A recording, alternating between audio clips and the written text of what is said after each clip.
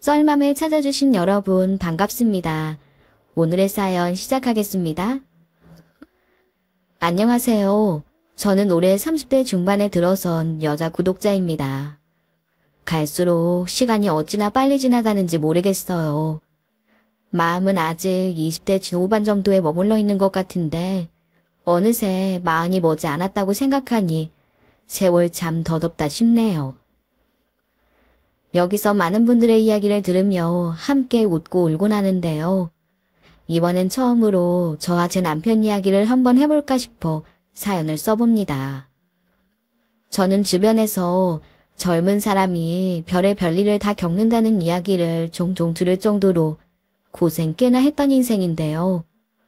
하지만 최근에 일어났던 일에 비하면 제게 지금까지 있었던 일들은 아무것도 아니었다는 생각이 들 정도입니다. 저희 부부를 벼랑 끝으로 몰고 갈 뻔했던 일이라 그 이야기를 한번 해보려고 해요.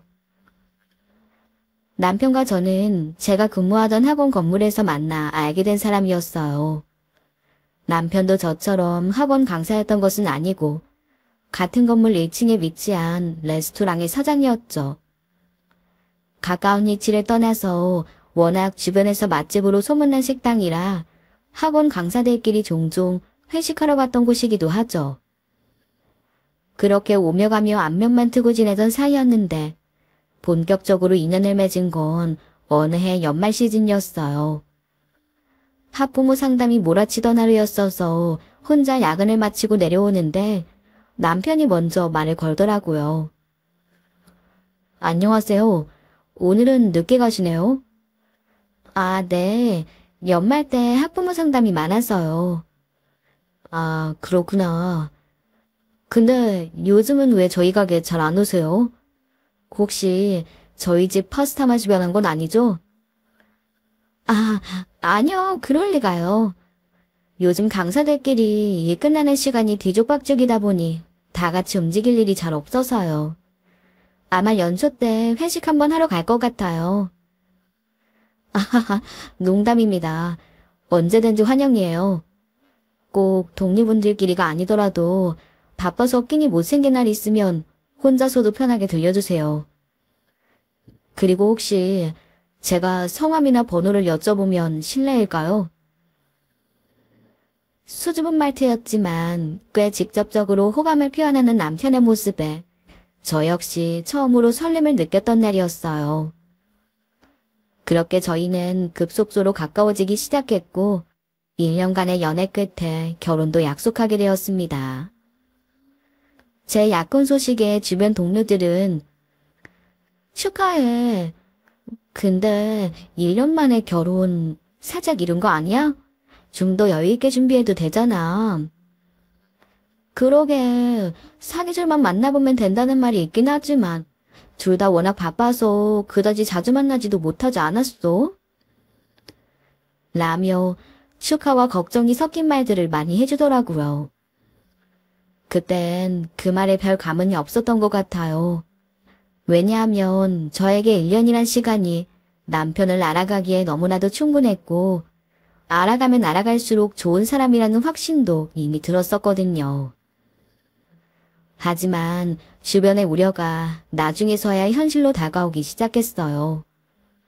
남편 때문은 아니었고 바로 남편의 가족들, 즉 예비 시댁 식구들 때문이었죠.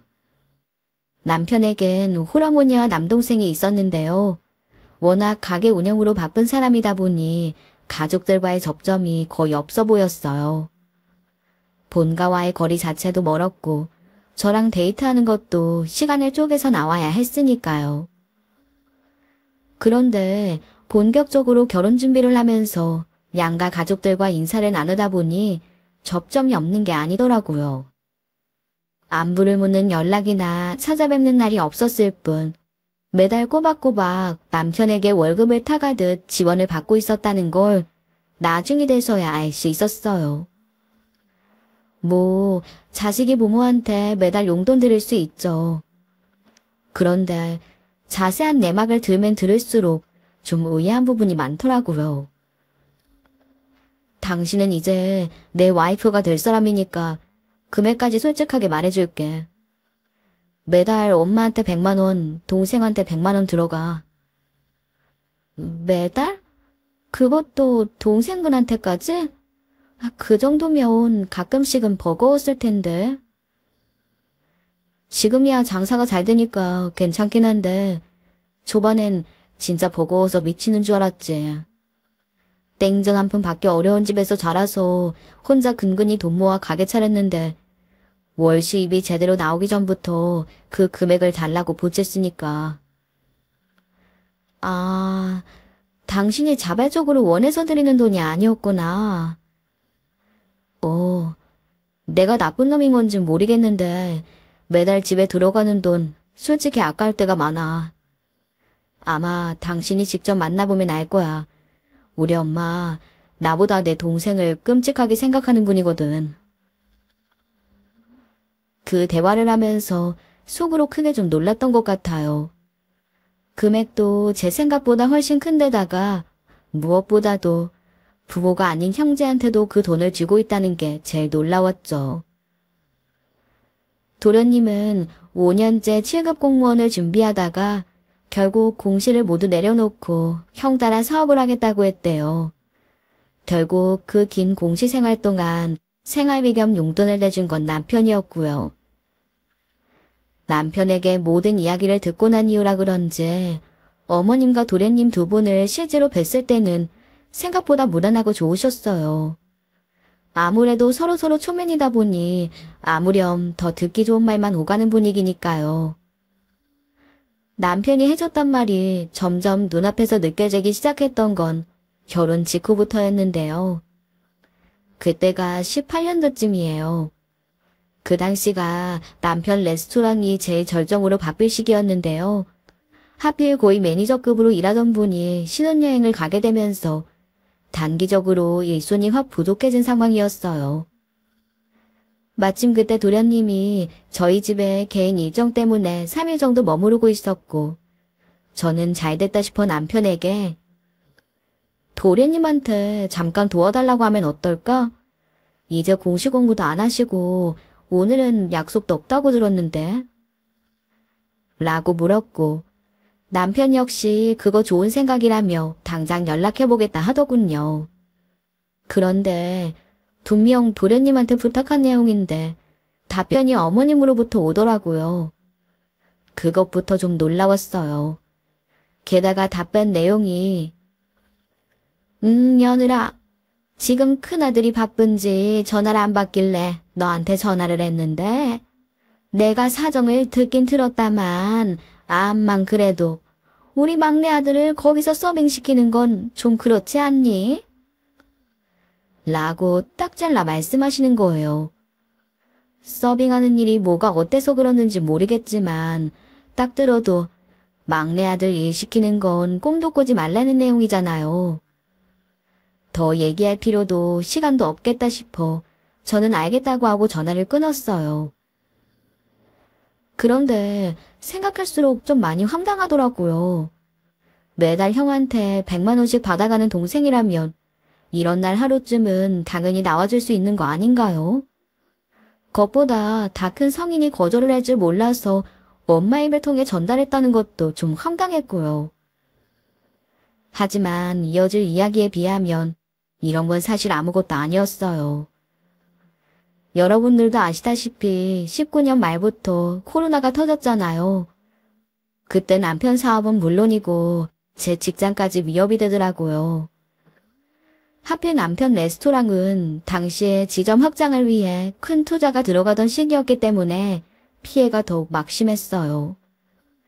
이미 들어간 돈은 수억이 훌쩍 넘어가는데 코로나는 가면 갈수록 더 기승만 부리니 답이 없더라고요. 결국 1년을 버티고 버티다가 남편은 전 지점의 문을 닫게 되었는데요.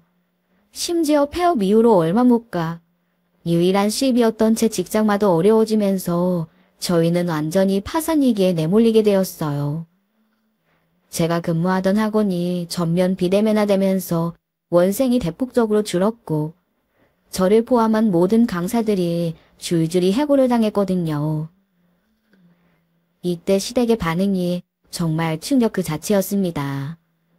저희 상황을 처음 딱 들었을 때 어머님이 하신 대답이 뭐? 그럼 앞으로도 쭉 집에 돈을 못 보탠다는 뜻이야? 아유, 벌써 몇 달째 돈이 안 들어와서 우리 막내가 투정이 이만저만이 아닌데 앞으로 쭉 못 받는다니 이를 어쩌노? 저 그 반응 듣자마자 막내 아들만 진짜 아들이고 큰아들인 남편은 무슨 남의 아들인 줄 알았네요.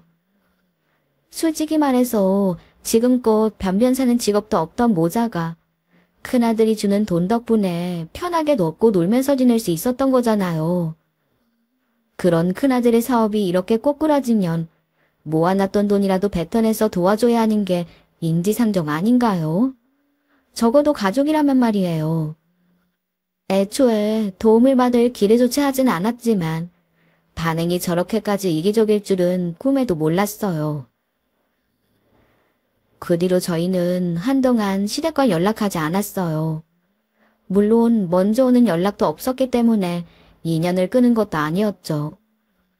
그냥 서로 모심이 남처럼 지냈다고 보는 수밖에요. 반대로 제 친정에서는 없는 살림에 저희를 조금이라도 도와주려고 이리저리 보태주시더라고요. 지금 생각해도 너무 감사하고 동시에 너무너무 죄송할 뿐이에요. 마음 같아서는 당장 거절했어야 할 돈이었지만 저희는 지푸라기라도 절실한 상황이었기에 친정의 도움을 받아 길거리 노점상을 시작했습니다. 낮에는 각자 할 수 있는 배달 일과 텔레마케팅 일을 했고 각자의 일을 마치고 돌아와 저녁이 되면 길거리에서 분식을 팔았죠. 남편 사업으로 인한 빚이 너무 많이 생겨서 그렇게 밤낮으로 일하지 않으면 정말 길거리에 나앉을 정도의 상황이었거든요. 그런데 생각보다 노점에서 판 분식의 반응이 좋았어요. 위치가 아주 좋지는 못해서 처음엔 손님이 뜨문뜨문 왔었는데요. 노점에도 입소문이라는 게 있는 건지 시간이 갈수록 점점 더 많은 손님들이 찾아오더라고요. 3개월쯤 지났을 때는 각자 하던 배달 일과 텔레마케팅 일을 접고 노점만 해야 되겠다 판단했을 만큼요. 참, 사람이 죽으라는 법은 없구나 생각했어요. 역시 우리 남편 음식 맛은 화려한 레스토랑이든 길거리 노점이든 어디서든 빛을 발하는구나 싶었고요. 그렇게 조금씩 안점에 찾아갈 때쯤 불청객은 아주 귀신같이 찾아오더군요. 어느 평일 오후였어요. 남편이 잠깐 부족한 식자재를 사러 간 동안 저 혼자 노점을 보고 있을 때였죠. 어디서 알고 찾아온 건지 저 멀리서 시모의 모습이 보이는 거예요. 저를 보자마자 퉁명스러운 목소리로 이렇게 얘기하시더군요. 아, 민기 엄마가 여기쯤이라더니 진짜 있네. 얘, 너 여기서 뭐하니? 우리 아들은?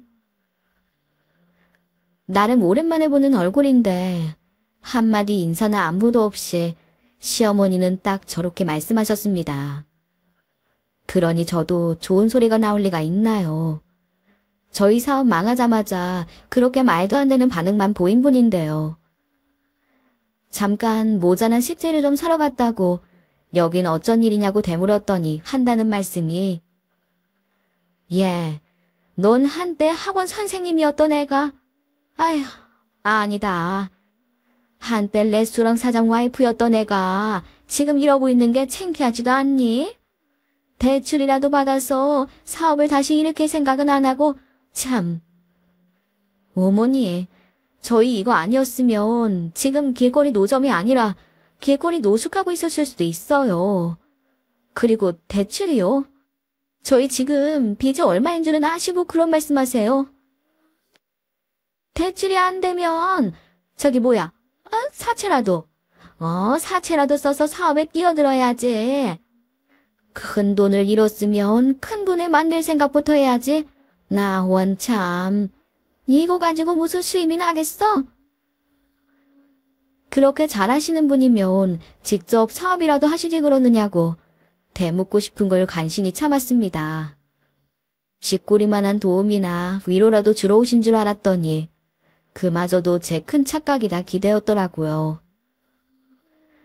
그렇게 쓸데없는 핀잔을 듣고 있는 동안 남편이 돌아왔고 어머니는 남편에게도 토시 하나 틀리지 않는 잔소리만 늘어놓은 뒤 자리를 떠났네요. 그 뒤로도 종종 어머니는 이곳을 찾아왔어요.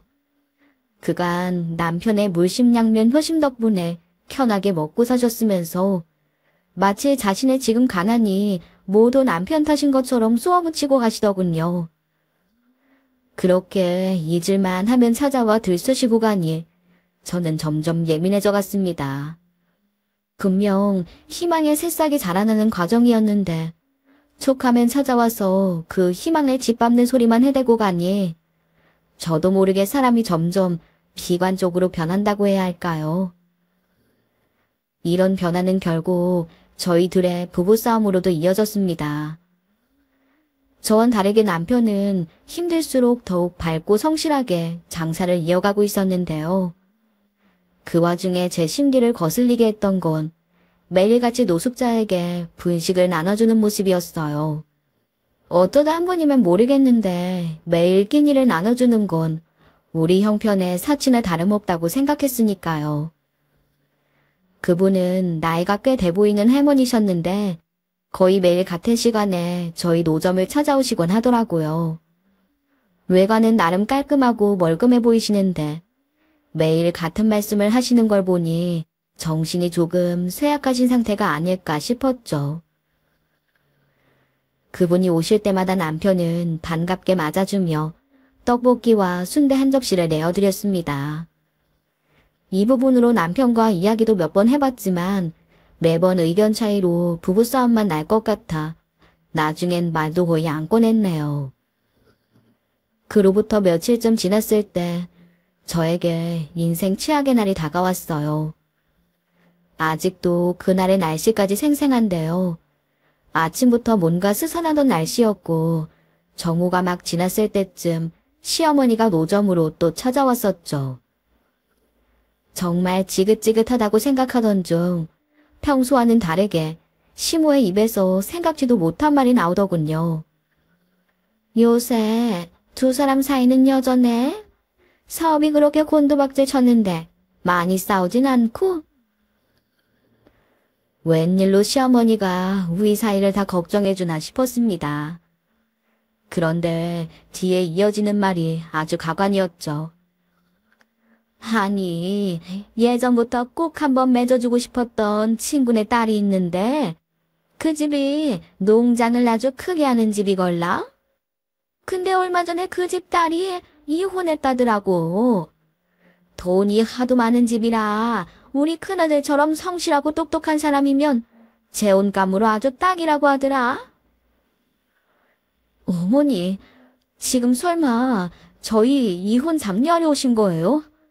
어떻게 그런 말씀을 그렇게 대놓고 하세요? 재혼감이라뇨. 아니, 이게 어째서 대놓고 얘기한 거니? 그냥 요즘 사이는 어떻느냐 하고 묻기만 한 거지. 나 원참. 말이 나왔으니까 말인데, 둘이 이렇게 길바닥에서 대책 없이 사느니, 조금이라도 젊을 때 각자 길을 걷는 것도 방법이라 생각해보는 것도 괜찮어. 대낮부터 사람 마음을 아주 제대로 들쑤시고 가셨어요. 더 우라가 치밀었던 건 원래 12시쯤 남편이 노점으로 오기로 했었는데 웬일인지 늦더라고요. 하필 그 상황에 시모는 이혼이 어쩌고 재혼이 어쩌고 하고 있고 그 말을 혼자 다 들어버렸다는 사실에 더 상처가 되었습니다. 남편이 왔으면 더 강하게 빠르게 중재해줬을 수도 있으니까요. 평소에 지각이라곤 모르는 사람이 오늘따라 왜 이렇게 늦는 건지 괜히 더 화가 났어요. 그런데 머지않은 남편에게서 전화가 오더군요. 하지만 받았을 때 웬 낯선 여자 목소리가 들려왔습니다. 여보, 대체 안 오고 뭐 하는 거야? 당신 늦는 동안 어머니도 왔다 가셨어. 이번엔 뭘 하시는 줄 알아? 어? 여보세요? 실례합니다. 여기 성모병원인데요. 알고 보니 그 여자는 병원의 간호사분이셨어요. 남편이 교통사고를 당했고 수술이 시급한 상황이니 얼른 오셔야 한다고요. 청천벽력 같은 소리에 온몸에 힘이 풀렸지만 한시가 급한 상황에 주저앉을 겨를도 없었죠. 저는 당장 병원으로 내달렸어요. 남편의 상체를 제대로 볼 겨를도 없이 수술부터 도미했고 그 후가 되어서야 정황을 들어볼 수 있었는데요. 정신을 차리고 보니 웬 남성분이 계시더라고요.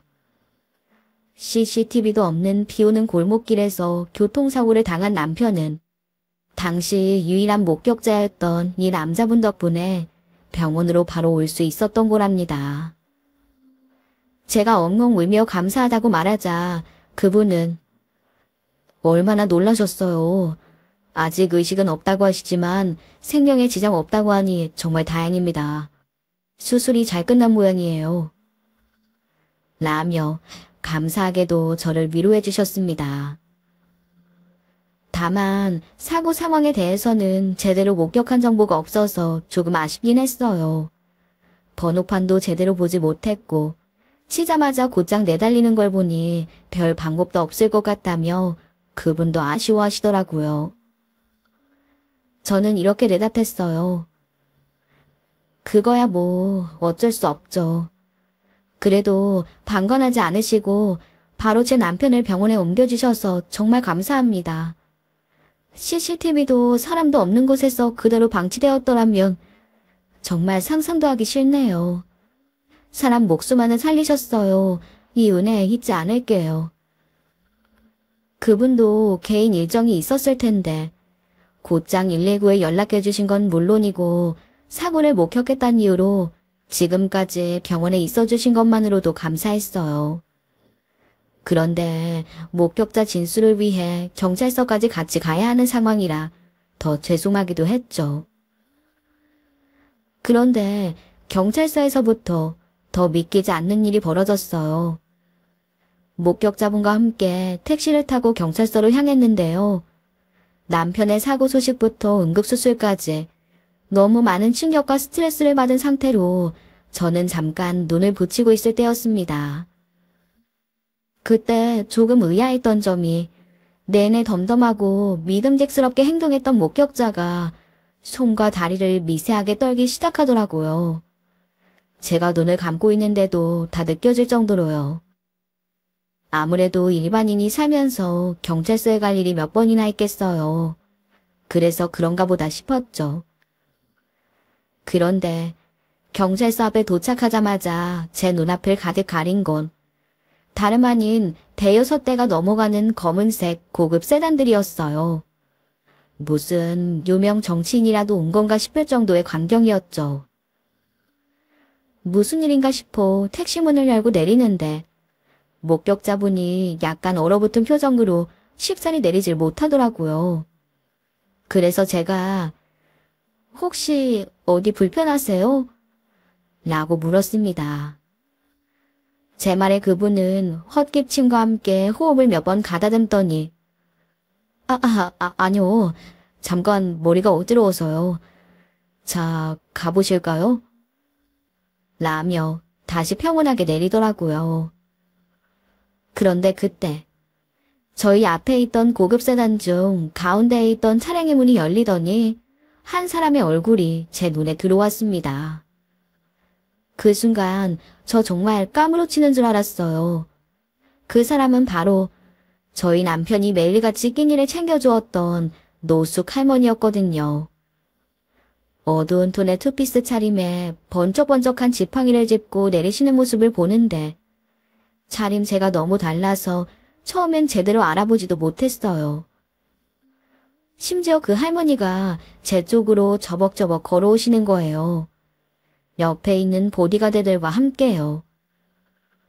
무슨 일인가 싶어 제대로 인사도 못하고 멍하게 쳐다보기만 하는데 갑자기 할머니가 들고 있던 지팡이를 마구 휘두르기 시작했습니다. 제가 아닌 제 옆에 있던 목격자에게요. 저는 깜짝 놀라서는 할머니, 이게 지금 뭐 하시는 짓이에요? 라고 말하며 할머니를 말렸지만 옆에 있던 보디가드들이 오히려 저를 막아서는 바람에 아무것도 할 수는 없었죠. 더 이상했던 건 목격자분의 반응이었는데요. 아무리 지팡이를 휘두른다지만 자신보다 체구가 한참 작은 노인이잖아요. 충분히 막을 수 있는 상황인데도 아무런 방어 없이 그 매질을 다 맞고만 있는 거예요. 그때 할머니가 입을 열었어요. 제 말로 차수하러 온 줄 알았더니 목격자 행세를 하고 있어. 이런 귀신도 먹다 뱉을 놈. 하늘이 얇고 땅이 아는데 사람 목숨이 그리도 우습더냐? 그때부터 정말 망치로 한 대 맞은 것처럼 멍해지더군요. 하루 종일 간신히 붙잡고 있었던 정신줄이 완전히 풀려버리는 느낌이었어요. 저는 그 자리에서 그대로 힘이 풀려 주저앉고 말았고 할머니 곁에 있던 보디가드 분들이 저를 부축해서 간신히 경찰서 안으로 들어갈 수 있었죠. 원래는 남편이 의식이 돌아오기 전까지 금방 경찰서에 다녀올 생각이었는데요. 그날 늦은 밤이 될 때까지도 저는 경찰서에 있게 됐어요. 심지어 의식이 돌아온 남편이 저에게 먼저 전화를 걸 때까지요. 당신 많이 놀랬지? 나 깨어났어. 어디야? 간호사분 말로는 목격자랑 같이 경찰서에 갔다던데 아직인 거야? 여보, 깨어났구나. 아직 물도 못 마실 텐데 그렇게 말 많이 해도 돼? 나 금방 갈게. 그리고 목격자는 이제 없어. 범인은 찾았고. 어? 그게 무슨 말이야? 남편이 깨어날 동안 목격자는 어느새 뺑소니의 범인이 되어 난동을 부리다 유치장에 갇혀있는 신세가 되어 있었어요. 정말 지금 생각해봐도 소름 끼치고 어이가 없네요. 하루 종일 제 앞에서 사고의 유일한 목격자인 척 연기했던 이놈은 사실 남편을 차로 받아버린 범인이었던 거예요. 처음엔 남편을 쳐놓고 놀래서 달아나다가 얼마 안 가 이곳엔 CCTV도 길을 오가는 사람도 없다는 걸 깨닫고 차를 후진해 남편을 뒤늦게 태워 병원으로 향한 겁니다. 마침 사고 현장 근처 건물의 옥상에 있었던 할머니가 그걸 모두 목격한 거고요. 범인의 정체를 뒤늦게라도 알게 된 건 모두 할머니의 덕이었어요. 너무 감사하면서도 동시에 너무 놀라웠죠. 이제껏 저는 그분이 정신이 온전치 않은 노숙자 할머니라고만 알고 있었으니까요. 제가 엉엉 울며 할머니의 손을 잡고 감사하다고 이야기하자 할머니께서는 내가 뭘 한 게 있나요? 그저 옛 사옥 건물을 배회하던 기억상실증 환자일 뿐인데요. 정말 고마워하려거든 심성착한 당신 남편에게 꼭 고맙다고 해줘요. 내가 다른 건 다 까먹어도 요새 들어 둘이서 툴툴대던 모습은 다 기억이 나는구만. 좋은 사람이잖아요. 사이좋게 지내요. 응? 알고 보니 할머니는 애초에 노숙자가 아니었답니다. 단기 기억상실로 인해 매일 같은 길을 걸으며 기업에 찾으려고 애쓰던 환자였을 뿐이었어요. 동시에 작은 식품회사의 오너셨고요. 할머니는 두어 달 전 요트를 타고 여행을 하다가 물에 빠지는 일이 일어났었고 그 사고로 인해 기억이 드문드문 사라진 상태였다고 했어요. 당신들 노점 있는 자리가 내가 젊었을 때 처음으로 내 돈 주고 임대했던 사무실 털였어. 그래서인지 그 길을 걸으면 엉망진창이었던 기억이 시간순으로 조금씩 정리가 되는 것 같더군. 그런데 심성 고운 당신 남편이 어느 날부터 나한테 요깃거리를 주는 거야. 맛도 어찌나 좋던지. 아, 그런 일이 있으셨구나. 전 그런 줄도 모르고. 처음에는 매일 같은 거리를 걸으러 나가는 할머니를 직원들이 걱정해서 말리려고 했대요. 그런데 병원 측에서 회장님의 절대 안전과 스트레스 제한이 필수이기 때문에 오히려 자발적으로 걸으러 나가는 행동은 본인에게 도움이 될 수 있다고 했다더라고요. 그 후로 할머니는 매일 같은 시간 같은 길 산책을 시작했던 겁니다. 그간 많이 고마웠소. 살림이 힘들어 보이던데 매일 나한테 음식도 주고 말도 건네주고 웃어주고 머지않아 진심 어린 보답을 하려고 했었어. 그런데 내 기억이 원체 오락가락해야 말이지. 이렇게 기억이 싹 돌아왔다가도 다음날이 되면 다시 가물가물해지니 아주 말썽이었지. 그런데 오늘 그 건물 옥상에서 아주 큰 충격을 받고 난 뒤로 모든 게 생생해진 거야. 어쩌면 내가 당신들을 도운 게 아니라 당신들이 날 도운 걸지도 모르네. 할머니가 오늘 계셨던 사고 현장 근처의 건물은 할머니의 사업이 본격적으로 번창하기 시작할 때쯤 사용했었던 구 사옥 건물이었다고 해요. 기억의 실마리를 찾아 저희 노점길을 지나 한참을 걸어 그 건물까지 기어코 찾아가셨던 거죠. 그런데 그곳 옥상에서 상념에 잠겨 있다가 우연히 제 남편의 뺑소니 사고 현장을 목격하게 되셨고 그 충격으로 모든 기억이 생생하게 되살아나셨다고 하셨어요. 뜻밖의 기인이자 뜻밖의 은혜를 입은 기분이었습니다. 동시에 부끄러워지더라고요. 무슨 무료 급식소도 아니고 없는 살림에 노숙자 끼니를 왜 꼬박꼬박 챙겨주냐며 남편에게 핀잔을 뒀던 제 자신이 생각나서요. 그런 제 잔소리에도 불구하고 늘 웃음을 잃지 않고 선행을 이어나간 남편이었기에 이런 은혜도 받을 수 있었지 않았나 싶었죠. 여러모로 많은 생각이 스치는 하루였어요. 남편은 다행히 일주일 만에 거의 다 회복했고 머리 쪽을 꽤 크게 꿰매긴 했지만 수술 예후가 아주 깔끔하다는 이야기도 들을 수 있었네요. 그런데 이 감사하기만 해도 모자랄 상황에 가족이란 인간들은 어김없이 또 상처를 주러 오더군요. 남편의 교통사고와 수술 소식을 뒤늦게 들은 시모와 도련님이 병동에 찾아왔는데 와서 처음 한다는 소리가 합의는 했어? 합의금은? 이었어요. 정말 말문이 턱 막히더라고요. 그냥 가벼운 교통사고도 아니고 하마터면 목숨이 날아갈 뻔했던 뺑소니 사고였다는 걸 분명 들었으면서도 그걸 위험천만한 일이 아니라 큰 돈을 벌 수 있는 기회 정도로 생각한다는 게 너무 뻔히 느껴졌습니다. 헌데 그 생각은 저만 한 게 아닌가 보더군요. 남편의 표정이 그 어느 때보다 서늘해지는 걸 느꼈거든요. 엄마, 뭐 하나만 물어보자. 나 당신 큰아들 맞아? 당신 배 아파 낳은 당신 첫째 아들 맞냐고.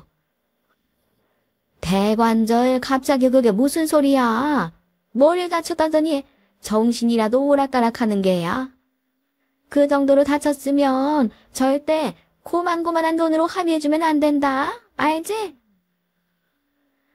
알면서도 한번 물어봤어.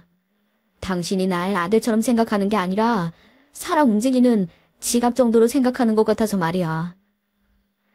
이제 그만합시다. 엄마 아들 관계. 내가 너무 익숙함에 속아 지금까지 와버렸는데 이젠 진짜 아닌 것 같네. 인연 끊고 삽시다 제발. 뭐 2년을 끊어. 참. 피로 섞인 가족이 어떻게 그런 말 한마디에 끊어지니? 말이나 돼 그게? 엄마는 나랑 인연이 끊기 싫은 거야? 아님 돈줄이 끊길까봐 싫은 거야? 그럼 인연 끊지 말고 지금처럼 살아. 대신 지금 이 순간부터 남 평생 동안 나한테 100원도 받아갈 생각하지 말고. 100원도 기대하지 말라는 말이 시어머니 본인에게는 인연 끊자는 말이나 다름없었나 봅니다.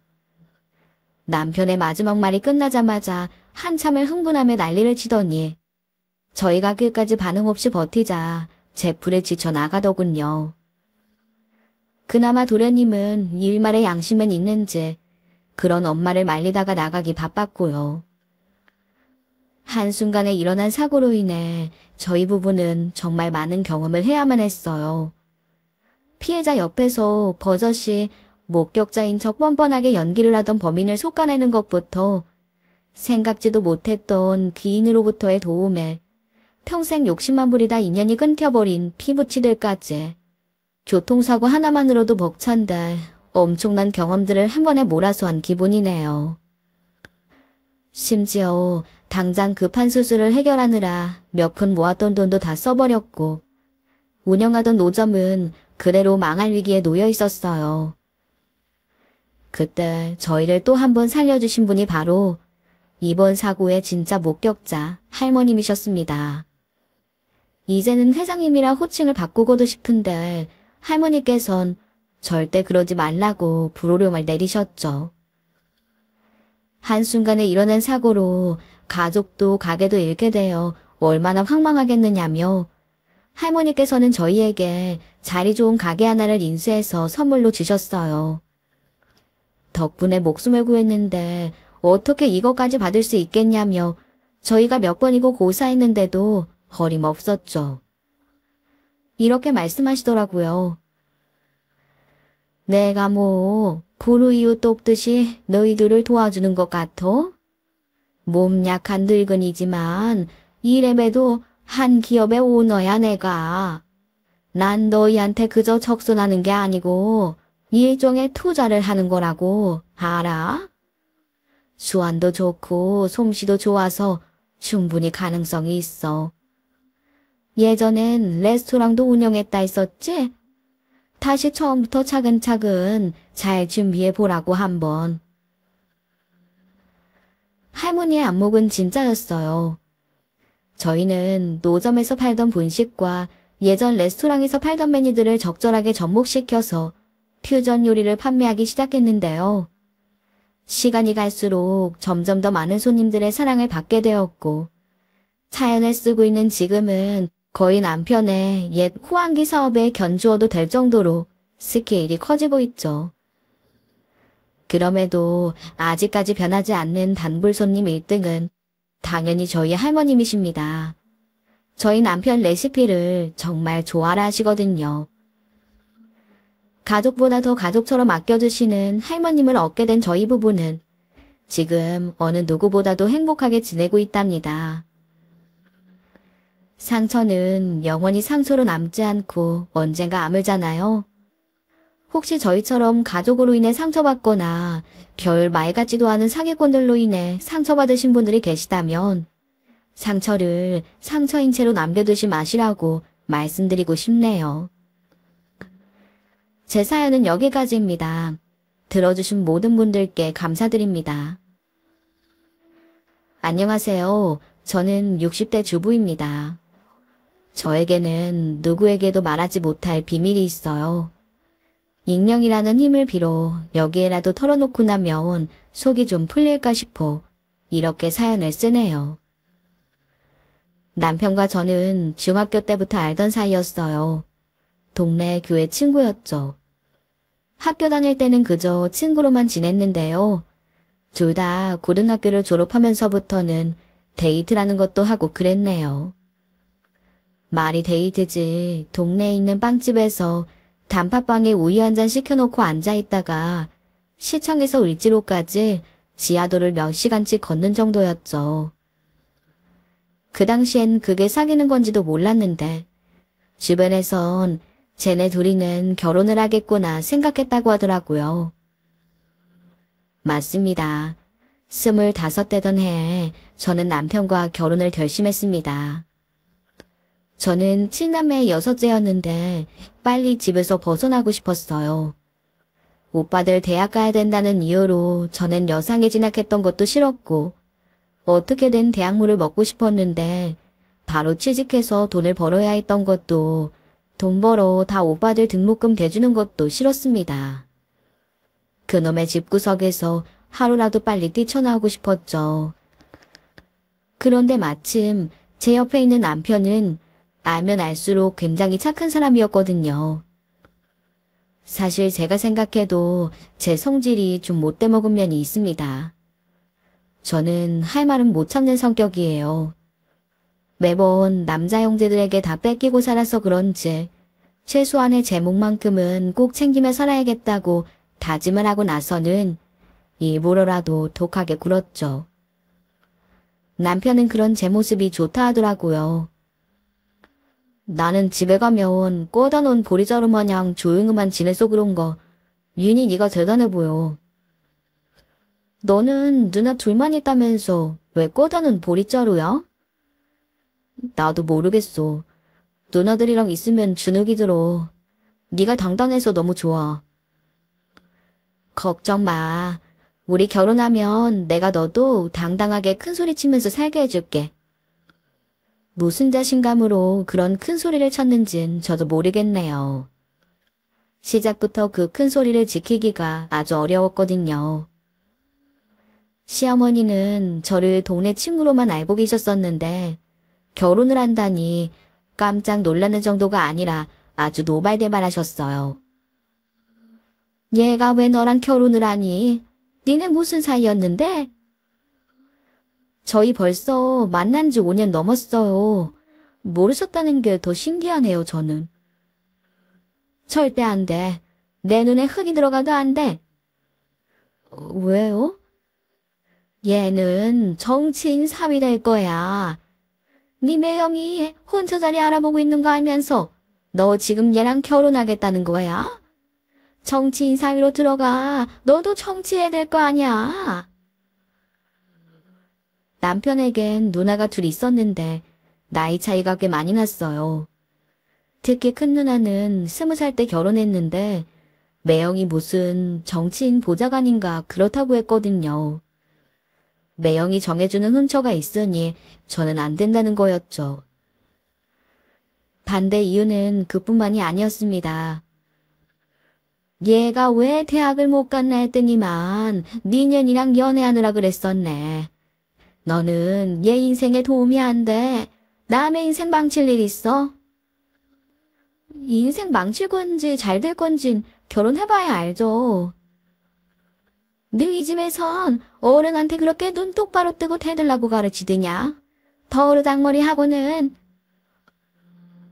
어머님과 저의 대치가 계속되자 그때까지 꿀먹은 벙어리처럼 눈치만 보고 있던 남편이 한마디 하더군요. 나 정치인 사위할 생각도 없고 정치인 같은 건 관심도 없어. 그리고 내가 얘 때문에 대학 안 간 거 아니라는 거 엄마가 더 잘 알잖아. 내가 국문과 간다고 그렇게 얘기를 했는데 엄마가 나 몰래 정치 외교학과 원서 썼지. 난 거기 가기 싫어서 시험 안 보러 갔다고. 대학 얘 때문에 못 간 거 아니고 안 간 거야. 엄마 때문에. 남편과 만난 이후로 지금껏 남편이 그렇게 길게 얘기하는 걸 처음 봐서 저는 많이 놀랐습니다. 그런데 어머님도 많이 놀라신 것 같더라고요. 얼굴이 사색이 돼가지고선 어쩔 줄 몰라 하시는 것 같았어요. 네가 감히 나한테 꼴도 보기 싫으니까 나가. 이럴 거면 허락은 뭐하러 받으러 와. 결혼을 하든지 지랄을 하든지 니들이 알아서 해. 대신 난 한 푼도 못 보태준다. 그건 알고 지랄들 해라. 허락 같지 않은 허락을 받고 저희는 결혼을 하게 됐죠. 보나마나 친정에서도 제 결혼에 뭘 해줄 리는 만무했어요. 소박하게 교회에서 식을 올리자고 하고 집도 저는 그저 단칸방 하나만 있어도 괜찮다고 생각했는데 결혼을 준비하는 과정에서 남편이 이런 얘기를 하는 거예요. 우리 큰 누나랑 살고 있는 집 사실 아버지가 돌아가실 때 나한테 유산으로 물려주셨어. 그럼 우리가 들어가 살면 되겠네. 미안. 엄마랑 누나한테 그 말을 못했어. 아마 결혼하면 내가 나가 사는 거라고 알고 있을 거야. 이해가 되질 않았어요. 지금까지는 남편이 어머님과 단둘이 살기엔 집이 좀 크니 큰 누나네랑 같이 살았다고 치고, 결혼을 해서 가정을 꾸리게 되면 당연히 나가야 되는 게 상식인데 그 반대라뇨. 뭔가 이상해서 저는 남편에게 물었습니다. 선일아, 이제 우리 결혼도 할 건데 비밀은 없어야 되잖아. 혹시 너 뭐 어디서 주워온 자식 그런 거야? 그래서 구박받는 거야? 제가 꼬치꼬치 해묻자 남편은 어렵게 입을 열었어요. 남편의 얘기에 저는 또 한 번 놀라고 말았습니다. 남편은 어릴 때부터 두 누나들에게 밀려서 아들 대접도 못 받고 구박덩이로 살아왔다는 거예요. 요즘이야 특별히 아들아들하는 게 많이 없어졌지만 그 당시만 해도 남아선 서상이 판치던 때고, 심지어 저조차도 집에선 아들만 귀한 줄 아는 바람에 억울하게 살아왔던 사람으로서 믿어지지가 않았죠. 남편도 꽤나 억울함은 있었던지 한번 말을 꺼내기 시작하니 물고가 터지더군요. 중학교 2학년 땐가 학교 갔다 와서 배가 너무 고파가지고 아랫목에 밥상 차리길래 먹고 있었거든. 그런데 어머니가 그걸 보시더니만 밥상을 엎어버렸어. 뭐? 아들이 배고파서 밥 좀 먹는데? 그게 누나들도 손 안 댔는데 먼저 먹었다고. 여러분들은 이해가 되시나요? 큰 누나랑은 12살, 작은 누나랑은 10살 차이가 나기에 늦게 얻은 아들 더 귀하게 키웠을 법 하잖아요. 그런데 남편은 밥상에 고기 반찬이 올라와도 누나들 먹기 전에 손도 못 대게 하고, 작은 누나 결혼 시기와 남편 고등학교 입학 시기가 겹치는 바람에 돈 들어갈 때가 많다며 교복도 안 해줬다는 거예요. 다행인지 남편을 예뻐라 하던 중학교 때 선생님이 교복을 맞춰주셨다고요. 남편은 저한테 그동안 속상했던 걸 다 이르는 아이 같았어요. 연민의 마음이 들기도 했죠. 이야기들을 듣고 나니 제가 더 잘해주고 싶었네요. 고민 끝에 며칠 후에 저는 시어머님을 찾아갔습니다. 남편 없이 혼자요. 한마디로 단판을 지으러 간 거죠. 당장 집부터 해결해야 했습니다. 어머님, 이 집 선일이 거잖아요. 저희 결혼식 전까지 큰누나네 이사하라고 하세요. 얘 당돌한 거 봐라. 잘 살고 있는 애들을 어디로 이사 가라 그래? 어머님, 유산법 모르세요? 아버님이 문서까지 남기셨다고 들었는데 이거 고소하면 어머님이랑 큰누나랑 다 깜빵 가요. 제가 알긴 뭘 알았겠어요. 유산법이 있는지 없는지도 모르는걸요. 그냥 어디서 주워들은 걸로 반협박 비슷하게 한 건데 다행히도 그게 먹히더군요. 해서 결혼과 동시에 저희는 아버님께서 물려주신 집으로 들어갈 수 있게 됐습니다. 저는 당연히 어머님을 모시고 살 생각이었는데 어머님은 아니셨어요. 아예 보따리를 꾸려놓고는 저희한테 말씀하셨죠. 나는 큰딸네 가서 살 테니 그리 알아라. 어머님 얘기에 남편은 길길이 날뛰었어요. 어머니, 그건 말이 안 되죠. 아들이 있는데 어머니가 왜 누이랑 살아요? 글쎄 나는 너랑은 못 산다. 아니 안 산다. 싫다고. 보다 못해 제가 한 소리 거들었습니다. 그러시면 남들이 저희만 욕해요. 지엄마도 안 모시고 사는 아들이라고. 그런 건 미리 저희랑 의논을 하셔둬야죠. 내가 너희네랑 왜 의논을 하니? 내가 간다는데. 하여간 난 여기서 니들이랑 살 생각은 눈꽃만큼도 없으니 그리 알아. 절대 안 된다던 남편도 어머님이 하도 옮기시니 어쩔 수 없이 보내드렸죠. 집을 되찾게 돼서 기뻐하는 것도 잠시. 남편은 그 집에서 어머님 못 모시고 사는 걸 불편해했습니다. 그런데 그것도 몇 년 가지는 못했어요. 그 집에 살면서 큰 아이를 낳았는데 아이가 3살 되던 해 어머님이 그러시더군요. 큰 신우 딸 학교에서 선생님이 가정 방문으로 오신다는데 하루만 집 좀 빌려다오. 큰 고모집이 어디가 어때서요? 그 집보단 이 집이 낫잖니. 애 선생님이 오신다는데 잘 모여야 될 거 아냐? 저는 절대 반대했지만 안 그래도 마음의 짐을 안고 살았던 남편은 흔쾌히 그러시라고 했어요. 그런데 그건 그냥 핑계거리였더군요. 하루가 이틀이 되고 한 달이 2달이 되도록 큰 신우네는 나올 생각을 하질 않았습니다. 처음엔 어머님이 아파서 움직이기가 힘들다며 며칠 버티고 그 다음엔 큰 고모부가 바빠서 움직일 시간이 없다며 버티더니 아예 놀러 앉은 거죠. 게다가 제가 집을 찾으려고 했던 협박이 거짓이었다는 걸 어머님이 알게 되신 거예요. 네가 날 바보로 알았지? 내가 모르고 당한 줄 아니? 알고도 속아주는 척한 건데 도저히 안 되겠다. 나는 집 작은 데선 죽어도 답답해서 못 살고 니네랑도 목에 칼이 들어와도 못 사니. 선일이 네가 얘기해봐라.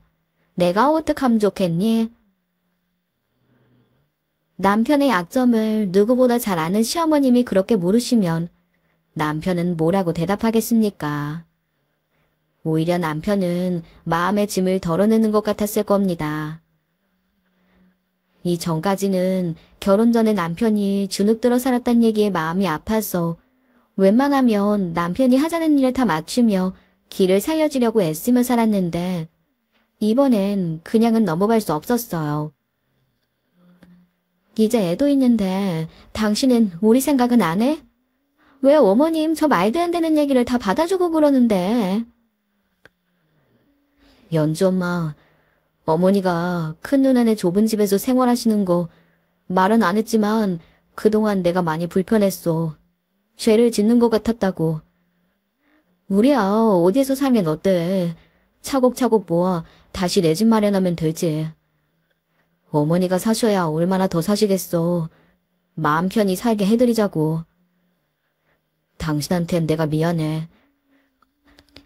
그래도 이번엔 이렇게 하고 앞으로 내 당신한테도 잘할게. 속이 터졌지만 어쩌겠습니까. 고집불통 시어머니의 착해 빠진 남편을 이겨먹을 수가 있어야죠. 그나마 이렇게라도 하면 구박덩이 남편 조금은 편히 대해주시려나 기대를 걸었습니다. 하지만 다시 집을 내어주고도 상황이 나아지진 않았어요. 어느 해 추석이었는데 연휴가 짧아 어머님과 보낼 시간이 짧다며 남편은 하루 일찍 시댁에 가자고 했어요. 그래서 어머님께 미리 전화로 말씀드렸죠. 어머님, 저희 연휴 전날에 일찍 갈게요. 그럴 거 없다. 너희 큰 신우 시댁에 갔다가 추석 하루 지나고 온다고 했고 작은 신우도 그때 맞춰 온다고 했으니 오려거든 그때나 오든가. 아무래도 이상하죠. 제사도 준비해야 하고 할 일도 많을 텐데 너희들 늦게 온다는 이유로 아들을 오지 말라고 하다뇨. 남편도 그건 안 되겠다며 시어머님이야 그러시건 말건 그냥 하루 일찍 갔습니다. 보통은 아들 며느리가 손녀 데리고 오면 버선발로 뛰어나와 반겨주시는 게 일반적이죠. 그런데 어머님은 저희가 갔는데도 오지 말라는데 왜 왔냐며 거들떠도 안 보셨어요. 안방에 들어가 문을 닫고 아예 나와보지도 않았습니다. 신우네 가족들 오기 전날에야 제 얼굴을 보시고는 신우들 오기 전에 음식 준비나 다 해놓으라고 하셨어요. 게다가 연휴가 끝나고 다들 돌아가는 날은 남은 음식이나 고기며 과일을 다 큰 신우네 먹을 거 따로 담아놓고 작은 신우네 거 싸주고는 저희한테는 비닐봉지 하나도 안 건네시더군요. 집에 돌아오는 길에 제가 화가 머리끝까지 뻗쳐 말 한마디를 안 하고 있으니 남편이 조심스럽게 말을 건넸어요.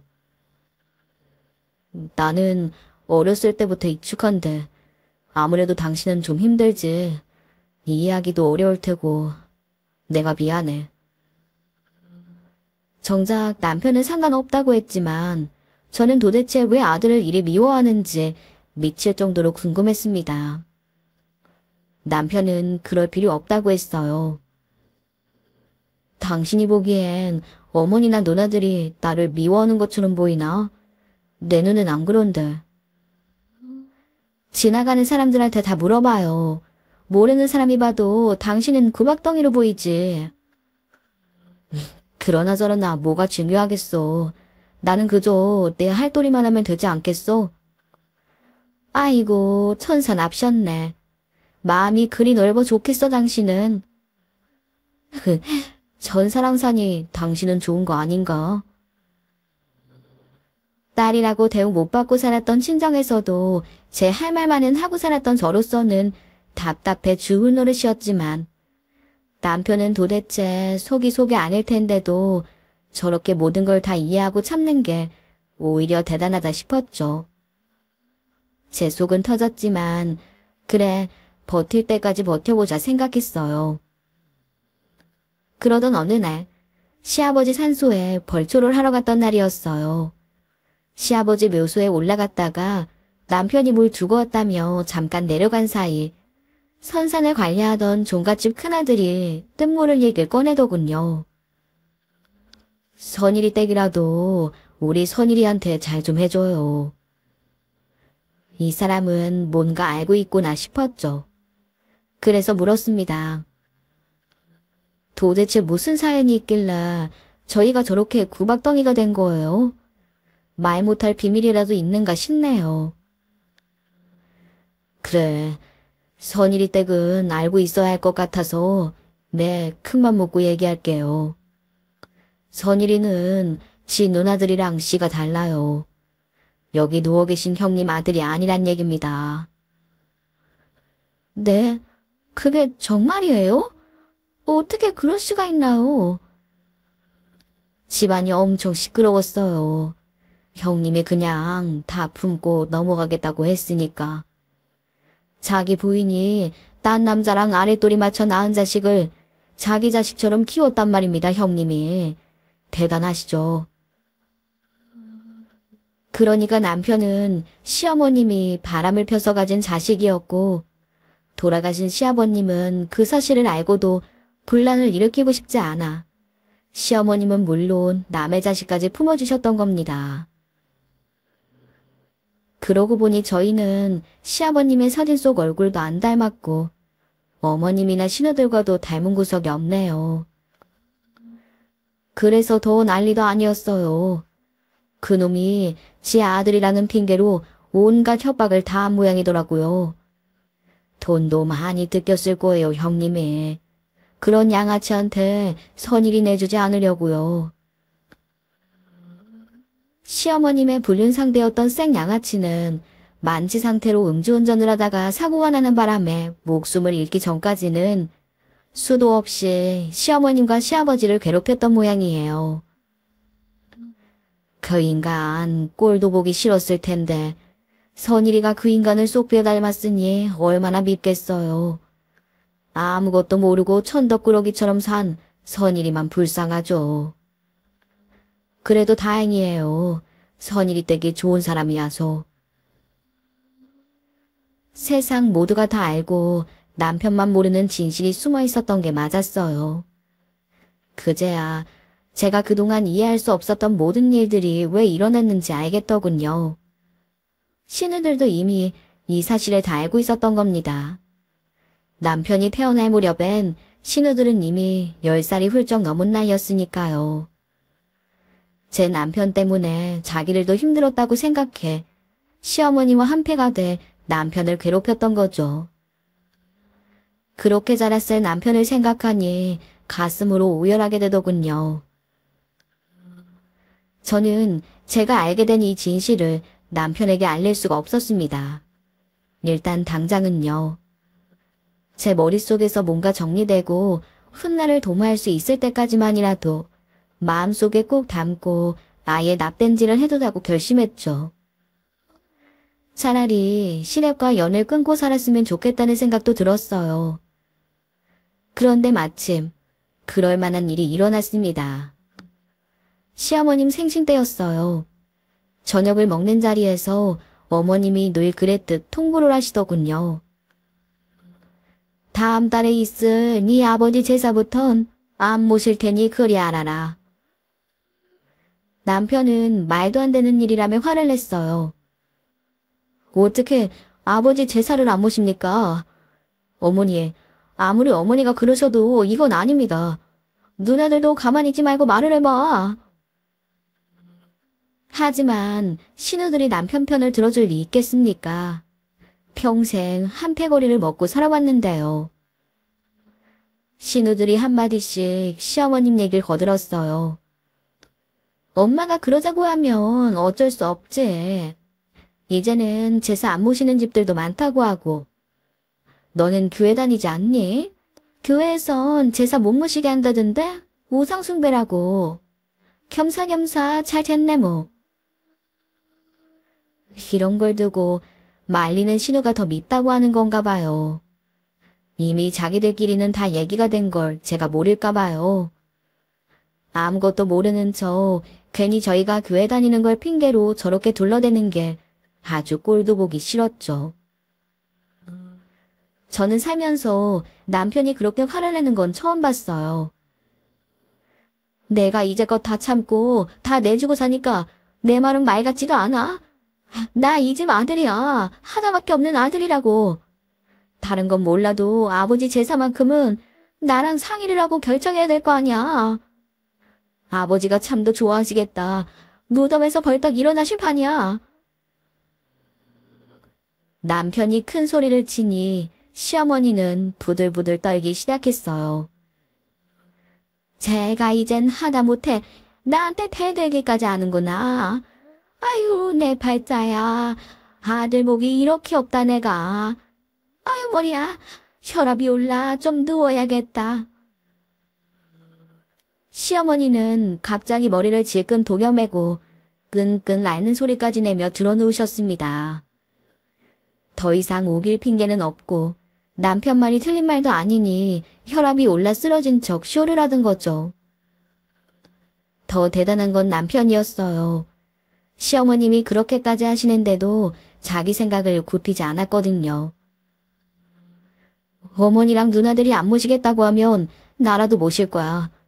아버지 제사 때 우리 집으로 오든 말든 그건 알아서더라고.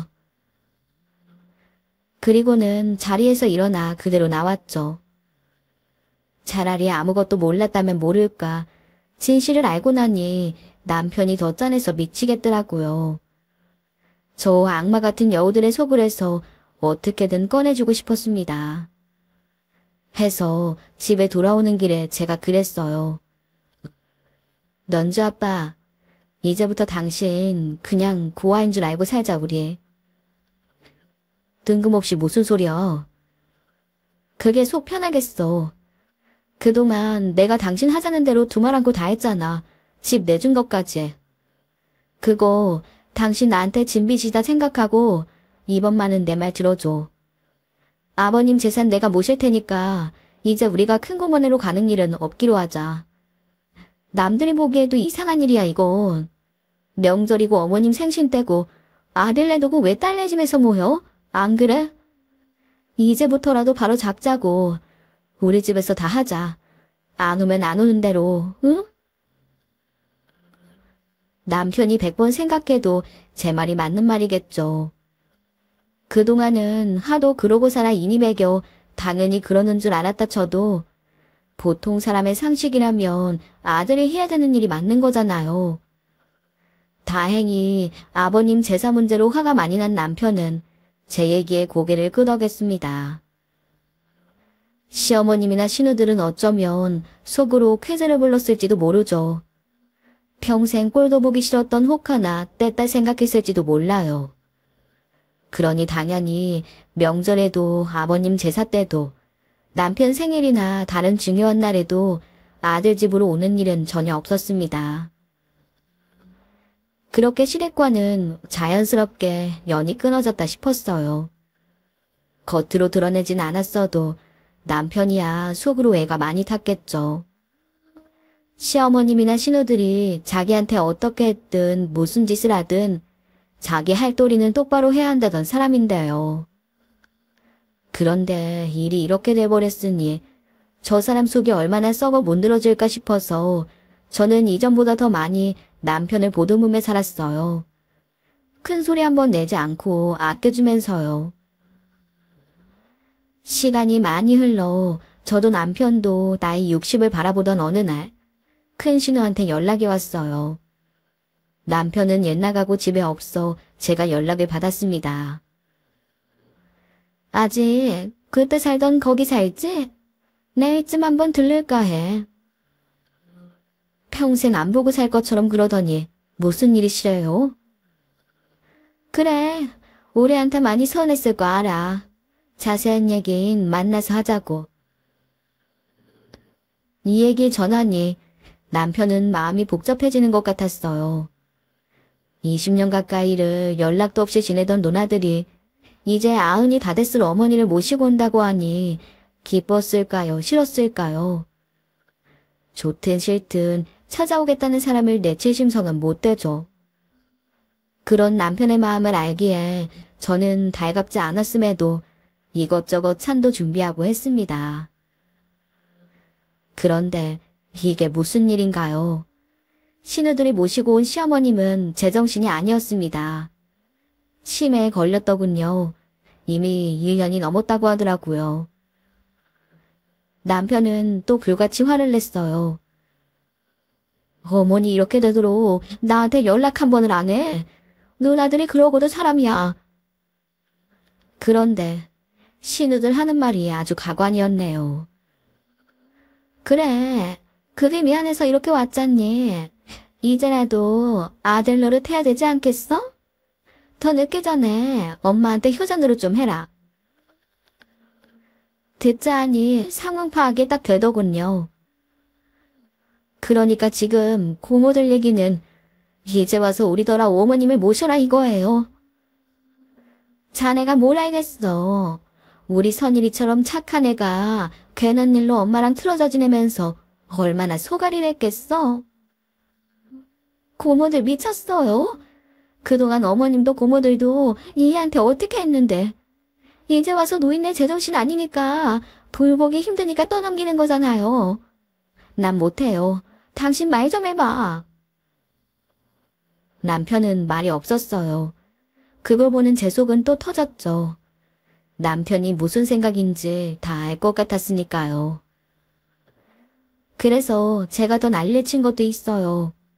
어차피 남편 뜻대로 됐고 신우들한테 못된 소리라도 하자 싶었으니까요. 제가 지랄을 하거나 말거나 신우들은 시어머님을 그대로 두고 마치 그 옛날 부모를 고려장하듯 저희 집을 떠났습니다. 결혼할 때부터 지금까지 저를 며느리 취급도 안 하던 몹쓸 노인네 뒤치다꺼리 하는 것보다 제가 더 열통이 터졌던 건요. 바로 남편 때문이었어요.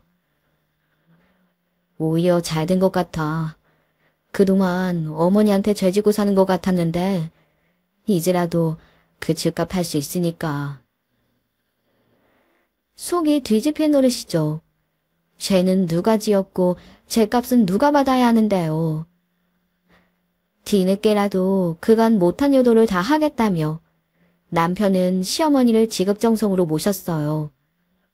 오히려 제 손에 더러운 거 묻히지 말라면서 용변 수발까지 자기가 다 할 정도였죠. 정성도 정성도 그런 정성이 없었습니다. 정신이 오락가락하는 와중에도 시어머니는 남편을 자기 아들 아니라고 박박 우기더군요. 내 아들 어디 갔어? 어머니 아들 여기 있잖아요. 너 내 아들 아니야. 내 아들한테 데려다 줘. 예. 어머니 아들한테 모셔다 드릴게요. 이것만 잡수고 저랑 같이 가요. 그래서 제가 사진을 들이대며 아들이 누구냐고 물으니 큰 고모부를 자기 아들이라고 하는 거예요. 어이가 없었죠. 남편은 그런 시어머님의 헛소리마저 다 이해했어요. 치매 때문에 그런 거라면서 말이에요. 남편은 그동안 못한 거 다 해드리겠다며 그야말로 정성을 다했습니다. 아들 옆에 두고 아들한테 가겠다는 시어머님을 휠체어에 태워 동네 한 바퀴 돌며 꽃구경도 시켜드리고, 금방 먹고도 배고프다고 소리소리 지를 때도 싫은 소리 한 번 하지 않고 간식거리도 챙겨드렸죠. 보다 못해 그래도 목욕이나 용변 수발은 제가 되겠다고 했어요. 제가 목욕을 시킬 때면 2년이 사람 죽인다면서 온 동네 떠나가라 소리 지르기도 하셨는데, 솔직히 말하자면 그럴 땐 진짜 너무 미워서 등짝 한 대 때려주기도 했네요. 결국 시어머님은 그 해를 넘기지 못하고 세상을 떠나셨습니다.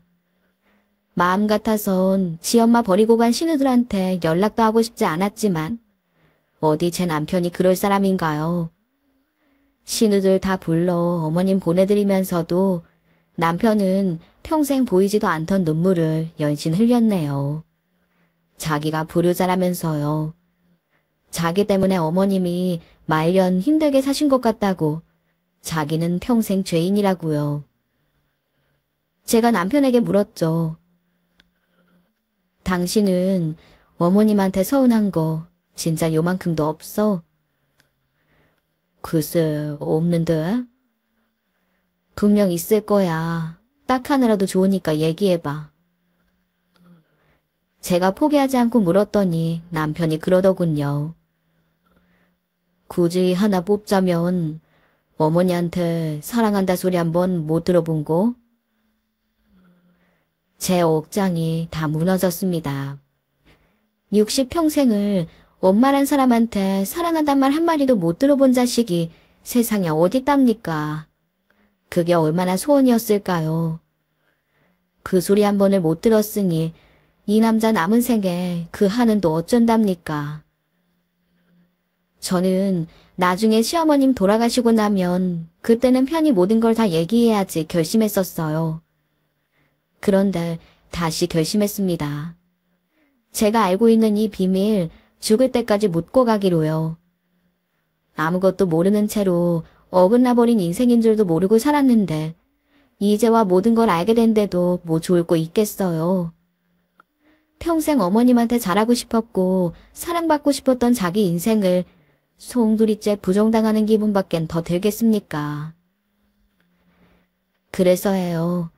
제가 먼저 시어머님 제사를 모시겠다고 한 것도 화장하자는 신우들 얘기에 화를 내며 시아버님 모수 옆에 모시자고 한 것도 다 그래서입니다. 남편 마음 죽을 때까지 편할 수 있다면 이 비밀은 영원히 제 가슴에만 간직하려고 합니다. 오늘의 썰맘 사연에 여러분의 소중한 댓글 기다리면서 구독, 좋아요, 고민은 물론 알람 설정도 부탁드립니다.